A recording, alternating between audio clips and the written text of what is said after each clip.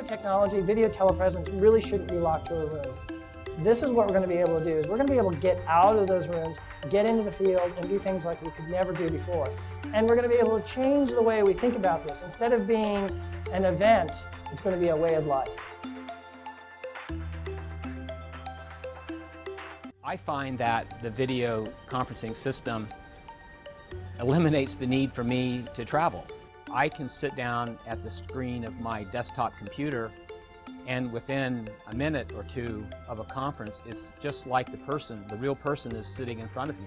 There's no delay, there's high definition quality. It's very easy to just forget that you're talking to a screen. What I wanted was the technology to be invisible. I didn't want us to be involved in having to develop technology and having to constantly work with technology. So I wanted it to be something that was basically invisible to the users in a relatively short amount of time after they've been using it, and then also to be something that was invisible to my technology people, because I didn't want them spending all of their time working on it and adapting it. So the project that we got involved with in the School of Life Sciences deals with a global classroom and a global linkage of scientists. Our dean, Robert Page, and the President Crow actually were very interested in getting a link with the Smithsonian Institute, and in particular the Smithsonian Institute for Tropical Research, which is down in Panama. And the question was not just to link us with telepresence devices, but to link telepresence into the jungle, into the environment. And there you need to have something that's very flexible, something that's very portable, and something that actually works. I'm sitting in front of my office, and I'm in a small village called Gamboa, which is in the Republic of Panama. And behind me, I have a jungle. So I've had a lot of experience with web conferencing, and specifically I'm really interested in having interactions between students in Panamanian classrooms here where I work in Panama with classrooms in the United States. So I'm interested in figuring out ways that we can do basic research in rainforests, particularly research about how plants defend themselves from herbivores. Those are insects or mammals that consume the plants. One species I'm very interested in, or group of species, are the leaf-cutting ants. And leaf-cutting ants are really amazing organisms. They're the world's first farmers. They began to grow crops 50 million years ago. They're trash dump. So they don't live in their trash, but they do live in their food. And what we want to do is we want to see how far we can penetrate literally into the jungle and bring back that experience to the user. I see no reason why every student at ASU couldn't have a video client on their computer. I think it's a technology that will network the students and the faculty much more tightly across the entire university. With video, what we really want to do is get FaceTime. We want to get classrooms and students meeting each other in different cultures, different countries. With video, we're going to be able to penetrate into a lot of these schools, a lot of these areas, a lot of the countries that we wouldn't have been able to do before.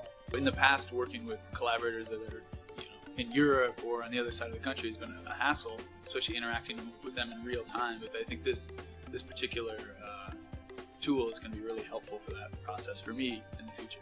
I mean, even bringing in guest lectures, you don't have to pay the airfare. You can just have them on a big screen. A really green solution. One of the things about Arizona State University is they've been a leader in the green movement. We have everything from solar panels that you're seeing across all the roofs, all the parking structures. The video is we're going to cut down travel time and using cars and planes so that we can actually get the same kind of face-to-face work done without having a carbon impact. Another major advantage of video was, again, that every computer can be itself a conferencing center. The technologies that I've invested in here as Dean of the School of Life Sciences have been expensive and they've been static. And every place you're having a conference has to have an equal investment. So it was very expensive to be trying to link in multiple video points into a conferencing classroom. It's really, really frustrating, and it takes a lot of time and several groups of IT people on each side working days in advance to see if it's going to work. And this is so completely different, and it really gives the independence of the individual researcher who wants to connect with somebody to just do it themselves.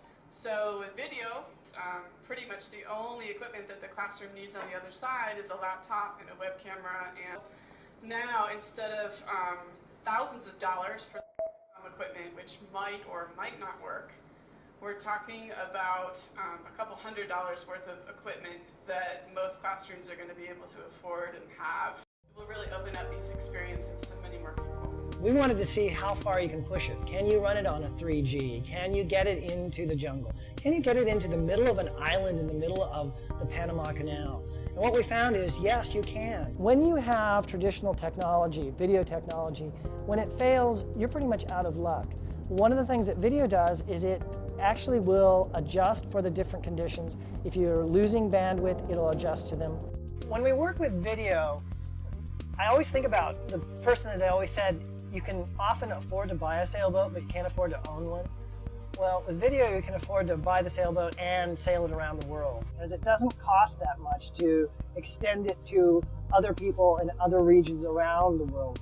It's an inexpensive client that gets to any desktop virtually anywhere. So you can have a Mac, you can have a PC, no problem. We can reach you, and we can do it at a fraction of the cost.